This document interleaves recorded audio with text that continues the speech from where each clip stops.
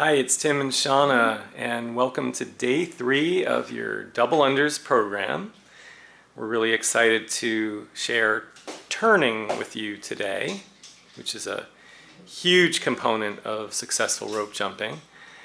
Just to briefly recap day 2, we covered injury prevention, posture, jumping and landing mechanics. I think we talked a bit about being zen and nervous system warm-up.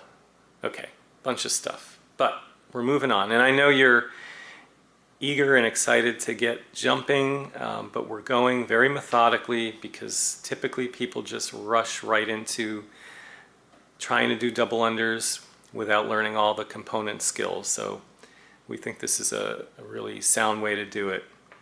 Now, turning is huge because what you're looking for is to be efficient, to use as little effort as you possibly can, and to use proper mechanics so that double unders are doable. Now, what often happens with turning is folks use a lot of elbow and a lot of shoulder. Okay, you see that deep bend in the elbow, and at the same time you saw Shana's shoulders really getting involved in the motion. Now you can still do double unders that way, but you're going to fatigue very, very quickly, and your ceiling is going to be really low. So we want to show you the proper way, and the easiest way for most people is to work with a single rope. So Shana's got her Go Green punk rope jump rope. And what you're going to do is fold it in half, grasp both handles in one hand, and let's take a good look at grip. So Shana's going to come closer to the camera, and I'm just going to pan down a little bit, maybe just a tiny bit closer. Okay, so you can see she's basically shaking hands with the handle. She's got her thumb on top, and the other fingers are loosely grabbing the handle. And you're going to be doing that on both sides. Now you can also see that there is a couple of inches of the handle exposed at the bottom, and that's important. We don't want to creep up too much on that handle, because then we're going to lose power and we're going to lose control. Okay. Now when we get into wrist rotation, okay, so now you can see Shana's wrist is doing the work, and if you actually look at her elbow, you'll see it's very quiet. So are her shoulders. Well, her shoulder is very quiet. Her hand is forward of her hips. That's super important. You don't want to bring that hand back because that's going to put weight back in your heels and make it very difficult to turn. And if your hand's behind your hips, you're going to be using shoulder. You can see you have to use shoulder to get that rope forward. So hand stays forward, and then it's just what we call circumduction, wrist rotation. Pronation is the part where you're turning down, and supination is the part where the wrist is opening up. And you'll be doing this on both sides. So most people have a dominant side. Now we're going to have Shana go back to her starting position so that you can see what this drill is going to look like. Okay, so this is going to be your windmill swing, and with that rope folded, your job is going to be to swing the rope to the side. Now I'm going to run in for a second to make a mark with chalk. So if you have some playground chalk at home, that's going to be perfect. And that mark is going to be your target, so that as you're turning the rope, you have a visual reference point and you can try to strike it with each revolution of the rope. And then we'll talk a little bit about some of the things that can go wrong. So guys, give me 2 seconds, and I'm going to jump in.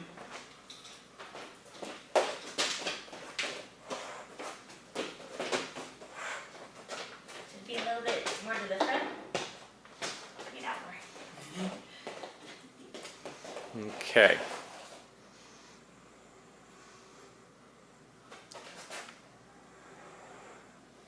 What would I do without Shana? Okay, so really simple. Chalk is probably best, better than tape. Tape leaves a residue. Okay, so we're going to start dominant hand, which in Shana's case is the right. And she's going to position herself to the left of that line. And then using only her wrist, her goal is to make clean circles such that the rope strikes the line over and over and over. And you see she's getting great movement at the wrist, so this drill is going to improve wrist mobility, wrist dexterity. Now, here are some things that can go wrong. That rope could slide in toward Shana's feet. That's actually sliding away, so that would be another thing that can go wrong.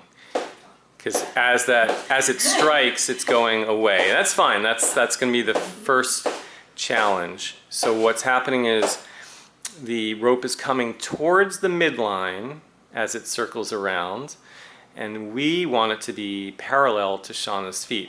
So she's going to need to make an adjustment, possibly at the elbow by externally rotating, possibly at the wrist. Now let's see if she can make that adjustment. Okay, and there we go. There's your clean circle. The other challenge would be, there you go, the rope sliding in and even potentially striking the heels. So as the rope comes around, it's swinging out, and then as it strikes the ground, it swings in. So again, we would have to make an adjustment. In this case, it would be typically internal rotation at the shoulder and potentially flexing the wrist. And now we give it a shot, and there you go, voila, done. So you guys are going to want to practice this almost daily, actually daily. So important. And then you would take it to your non-dominant hand, and you're going to do the same drill, only this time you're targeting a different line, so that elbow's going to stay tucked in, wrist is rotating. Now, can the elbows move? Yes, they can move a little bit. We're just trying to minimize that motion so it's not super exaggerated. Okay, so this is Shana's non-dominant hand. So maybe from her perspective, not quite as fluid. So yeah, we need to practice too. Now, where you can go with this drill in terms of progression is you can speed things up, right? You can turn a little faster.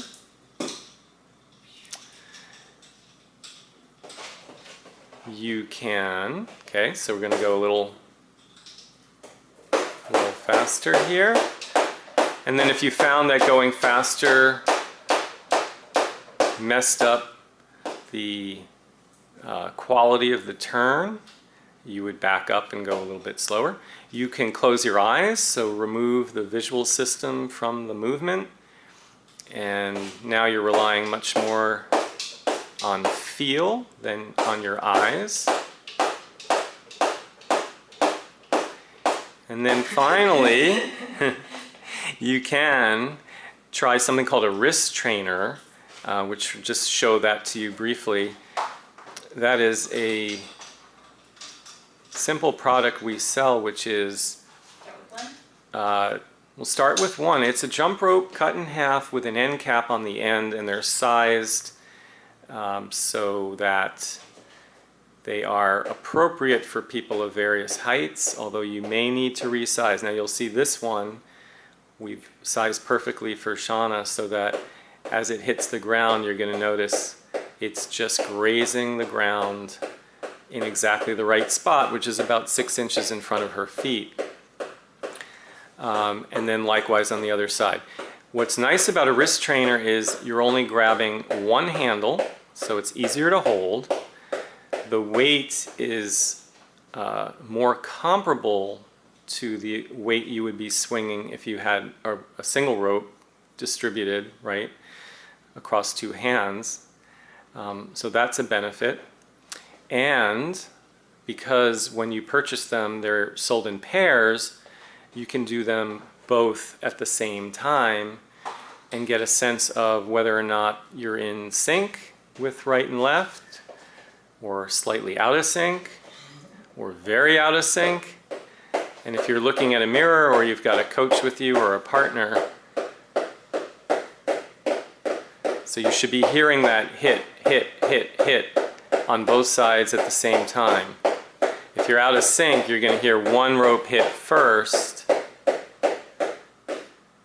and then you'll hear the other one next. Okay? So wrist trainer is something you can find in our shop, but a regular rope works just fine. And the drill we're going to do now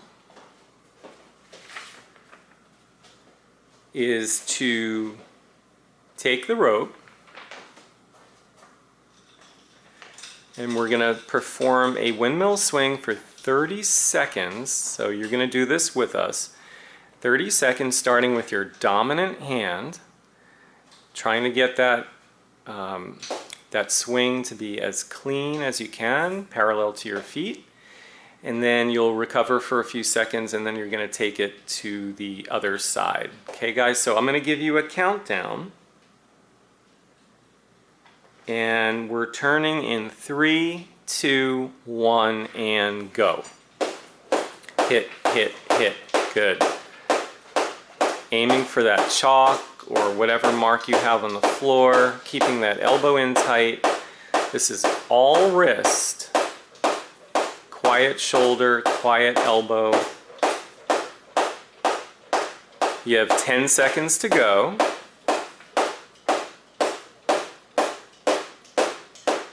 3, 2, 1, and recover.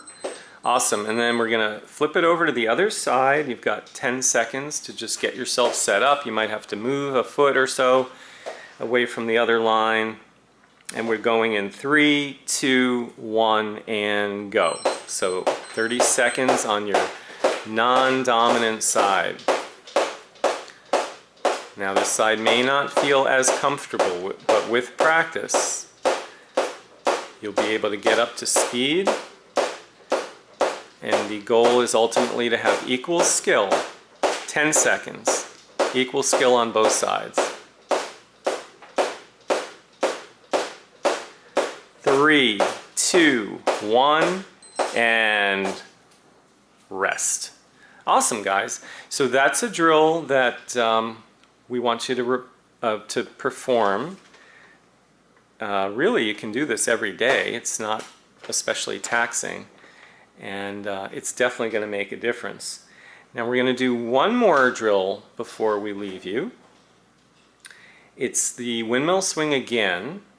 But this time we're going to add the jump to it. Now here things get a little bit trickier because we want the jump to be at the proper time. So as you turn that rope, the jump should happen as the rope is approaching the ground. Now there may be a temptation, and there you go. So Shana is leaving the ground as the rope is about 2 feet or so in front of her. It's most definitely on the way down. It's not at waist height, it's not at shoulder height, and likewise it isn't so close to her feet that it hits the ground just as she's jumping, because then it would likely catch her toes or the bottom of her feet. So we're getting into timing. It is a little bit tricky. Usually with practice you can find your rhythm and find your timing. Okay, so we're going to do the same thing as before, which is 30 seconds, starting with the dominant hand. So now you've got the swing with the jump. Now the landings, as we learned in day 2, should be very soft and relaxed. You're not ending up in a squat. You do want to be careful your knees don't cave in. Okay, so a little shakeout. And we're going to go right side for Shana. You pick your dominant side, going in 3, 2, 1, and go. So again, focusing on the quality of the turn, but simultaneously adding that jump, trying to land in the same space that you took off from.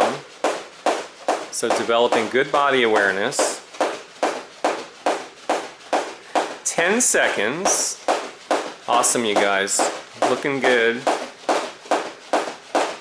We have 3, 2, 1, and recover. Beautiful. That was really great. So now we're going to switch it over to the non-dominant hand. And we'll try the same thing, keeping that elbow nice and tight. And shoulder quiet. 3, 2, 1, and go.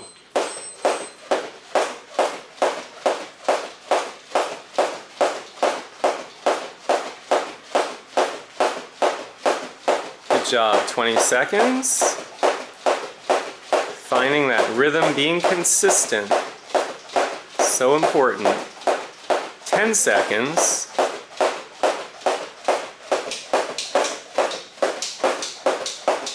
3, 2, 1, and rest. Good.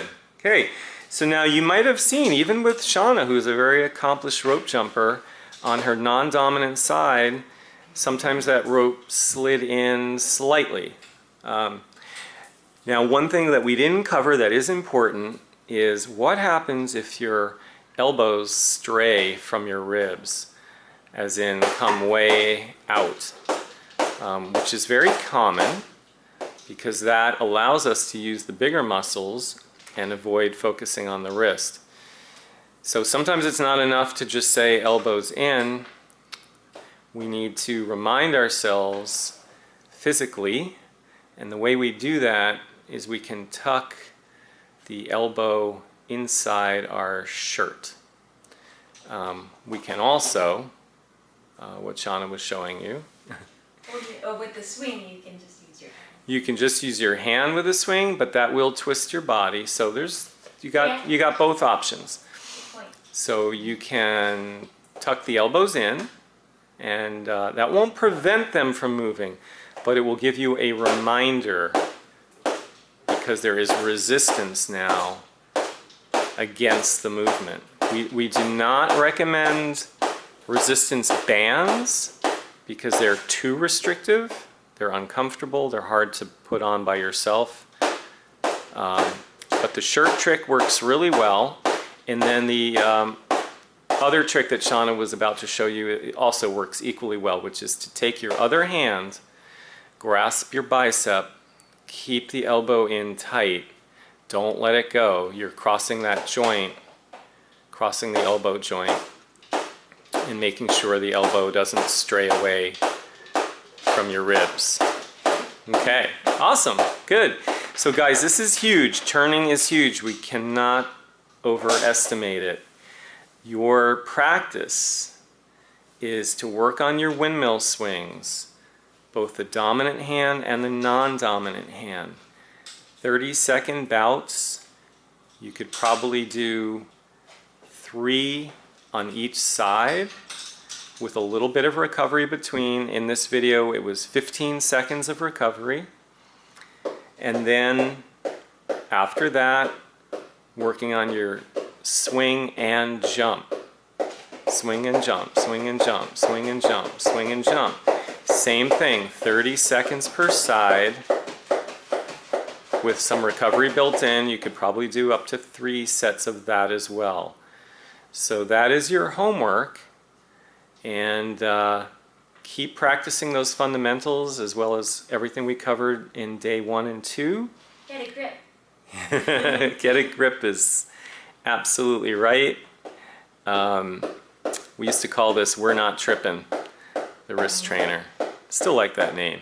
Anyway, you guys have a good day, and we'll check in with you soon for day 4. Okay, see you soon. Bye.